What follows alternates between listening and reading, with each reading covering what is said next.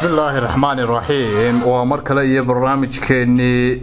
dhaqan eeg ee alaabaainu shabakada caalamiga ah ee Gols News ka sii deejirnay toddobaadkan iyo qaybtan waa qaybtii shanaad waxaynu soo jeedin doona sidii alaabo inuu soo jeedin jiray Abwaan Jaamac Faarax Yuusuf Jaamacaad ku soo dhawaabwan mahadsanid Saleeban dhageystayaal ku soo dhawaada barnaamijkeeni dhaqan eeg qaybtii shanaad qaybtii ka horeysay waxa aynu ku barannay geelu intuu irmaanaado hadallada geela lagula hadlo tiiciyo tiraab iyo mahmaha geela oo kooban barnaamijkana waxa aynu kaga hadli doonaa muhiimadda geela dhageystayaal geelu wuxuu Soomaalidii hore ee raacatada ahaa xoolaha kale uga muhiimsanaa dhowr arrimood waata koobaad waxay ahaayeen dad qorfadeeg ah oo biyuhu aad ugu ciriiriyihiin waa talabaad geelu waa xoolaha kaliya ee ugu adkaysiga badnaa oonka yaani haraadka iyo iibilka yaani gaajada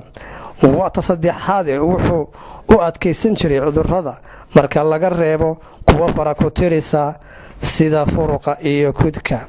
waa taafraad waxa uu leeyahay caano iyo ada badan waa tashanaad wuxuu si fudud ugu kala gudbaa wadan ilaa wadan iyadoo ay ku raran jireen cuntada biyaha hoyga dhacda iyo ubadka yaryar maqasha aan socon karin iyo hadii ay jiraan qoyska ama beesha dad xanuunsanaya ama dad waayeel oo aan socon karin waxa ay ku bixin jireen magta waxa ay ku bixin jireen yaradka waxa ay geela ku bixin jireen xanaanka sida inay cid maal ka siiyaan ama gaadiid la rarto waxa kale oo uu ahaa geelu sharaf iyo haybad iyo qurux ay ku faanaan inuu sida yahay waxa uu Ilaahay kaga waramay qiimihiisa Qur'aankiisa Kariimka ah isaga oo raaciyay aayado waaweyn oo kowni ah sida cirka buuraha iyo dhulka wuxuu Alle أفلا ينظرون إلى الإبل كيف خلقت وإلى السماء كيف رفعت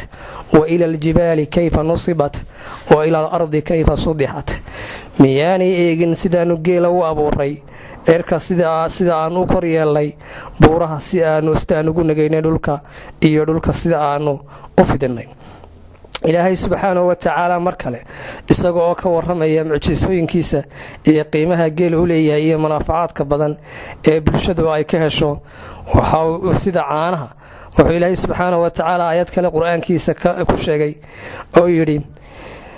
نسقيكم مما في بطونها من بين فرث ودم لبنا خالصا صائقا للشاربين waxaan idinka waraabinaa waxa caloosheeda ku dhex jira dhiig iyo us dhexdood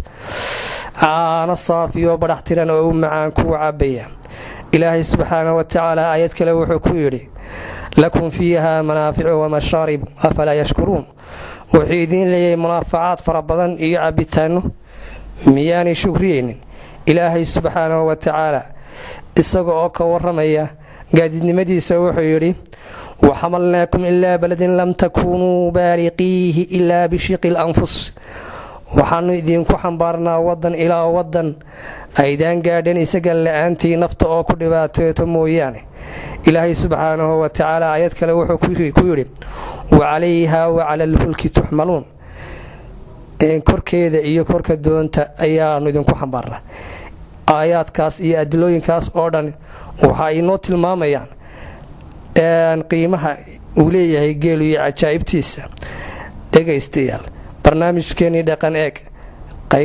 qayb lamida intaynu ku kulmi doono waxaan idinkaga tegayaa sidaas iyo nabadgelyo amaana Allah aad buu mahadsan yahay Abwaan Jaamac Faarax Yuusuf Jaamacaad waa diyaarintii iyo isku dubaridkii abwaanka aniga kala qayb qaadanayo Saleeban Cabdisataara markale intaynu ku kulmi doono barnaamij noocan oo kala waxaan leenahay السلام عليكم ورحمة الله وبركاته